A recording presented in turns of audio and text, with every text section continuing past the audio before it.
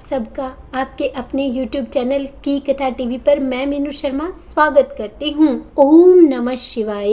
इस बार भाद्रपद मास की अमावस्या 14 सितंबर गुरुवार को मनाई जा रही है, जिसे पिठोरी अमावस्या, कुशाग्रहणी अमावस्या या कुशोत्पाटनी अमावस्या भी कहा जाता है। वैसे तो अमावस्या के स्वामी पितरों को माना गया है और शास्त्रों के अनुसार अमावस्या के दिन पितरों का तर्पण किया जाता है। इसके अलावा गरीब लोगों को भोजन, अन्न, धन आदि का दान भी किया जाता है। कहा जाता है ऐसा करने से पितरों को शांति मिलती है। इसके अलावा इस भाद्रपद मास की अमावस्या को यानी कि पिठोरी अमावस्या को माँ दुर्गा की भी पूजा की जाती है। तो इस दिन माँ दुर्गा के साथ 64 देवियों की आटे से मूर्ति बनाकर महिलाएं व्रत रखकर उनका पूजन करती है। इस दिन आटे से बनी देवियों की पूजा होने के कारण ही यह दिन पिठोरी अमावस्या के नाम से जाना जाता है। इस दिन सुहागन महिलाएं व्रत रखकर भगवान भोलेनाथ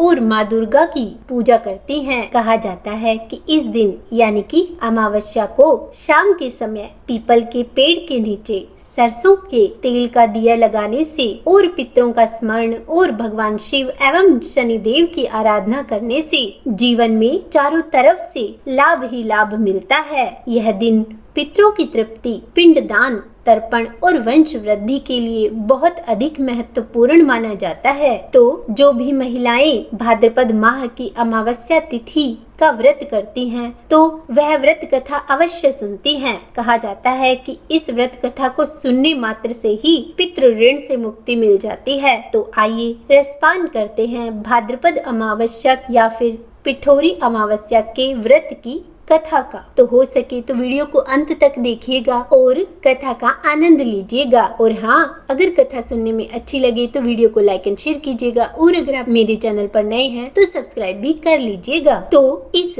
पिठोरी अमावस्या की व्रत कथा के अनुसार एक समय की बात है, एक गांव में एक परिवार रहा करता था जिसमें 7 सगे भाई हुआ करते थे। परिवार में समस्त प्रकार के सुख और साधन थे और सभी भाइयों की छोटी छोटी संतानें भी थी। तब किसी के बताने पर उन भाइयों की पत्नियों को लगा कि पिठोरी अमावस्या का उन्हें व्रत रखना चाहिए। सभी अपनी संतान की दीर्घ आयु की प्राप्ति का वरदान लेने के लिए पिठोरी अमावस्या का इंतजार करने लगी। और जब यह भादो अमावस्या आई तो केवल बड़ी बहू ने ही व्रत रखा। संयोगवश उस दिन उसके लाडले का देहांत हो गया और अब यह क्रम बन चुका था। हर साल जब भी पिठोरी अमावस्या की तिथि आती, उनके एक बेटे का देहांत हो जाता और इस तरह 7 साल बीत गए। मगर उस बड़े भाई की पत्नी ने इस बार अपने बेटे के शव का अंतिम संस्कार नहीं किया और उसे एक अज्ञात जगह पर छुपा कर रख दिया। उस गांव की रक्षक थी माँ पुलरम्मा,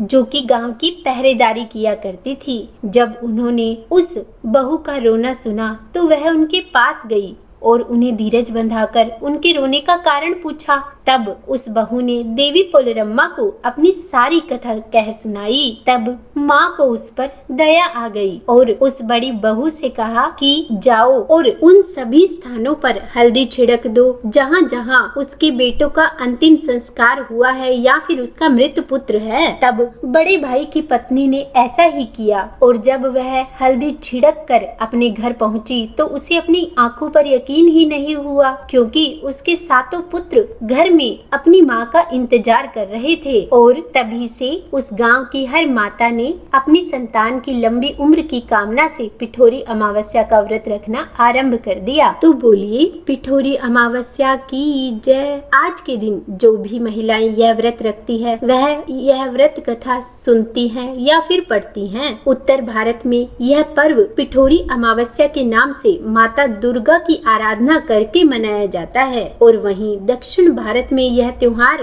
पुलाला अमावस्या के रूप में माँ पुलरम्मा, जिन्हें माँ दुर्गा का ही एक रूप माना जाता है, की पूजा आराधना करने के साथ मनाने की परंपरा है। और यह व्रत उन्हीं महिलाओं के द्वारा किया जाता है जिनकी संतान होती है, क्योंकि यह मात्र संतान सुख एवं उनकी लंबी आयु की कामना के लिए किया जाने वाला व्रत है। तो उम्मीद है कथा सुनने में आपको अच्छी लगी होगी। अगर वीडियो पसंद आई हो तो लाइक एंड शेयर करें और अगर आप मेरे चैनल पर नए हैं तो सब्सक्राइब भी जरूर करें और हाँ, बेल आइकन को प्रेस करना मत भूलिएगा। तो बोलिए दुर्गा माता की जय।